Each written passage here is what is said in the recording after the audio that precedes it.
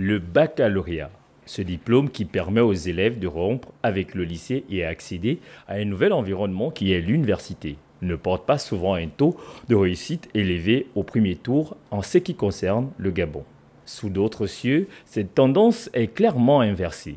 Alors, qu'est-ce qui pourrait expliquer ce phénomène?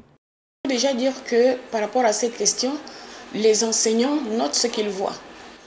C'est un peu, peut-être il faut repartir à la base, essayer de comprendre pourquoi les résultats admis d'office sont souvent moins que ceux des admissibles. Ça veut dire que ce sont des élèves qui ont généralement un niveau moyen.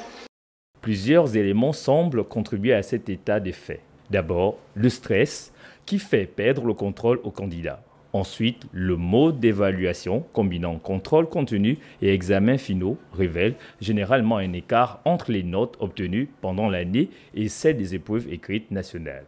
Certains élèves misent sur le second tour comme ultime recours. Les mathématiques sont un gros, c'est le constat général.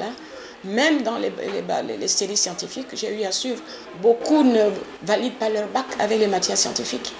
Ils vont valider avec la philo, avec le français, où ils auront plus des notes élevées, mais ce n'est pas forcément dans les mathématiques. Ce n'est pas général, mais du moins le constat global, c'est que les mathématiques sont quand même un frein pour beaucoup.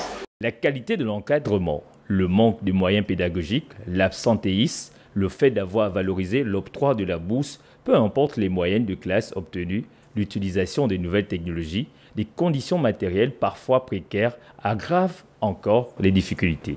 Dans un contexte où le baccalauréat reste le principal passeport vers l'enseignement supérieur, la faible proportion d'admis d'office pose néanmoins la question de l'efficacité et de l'équité de l'ensemble du système éducatif.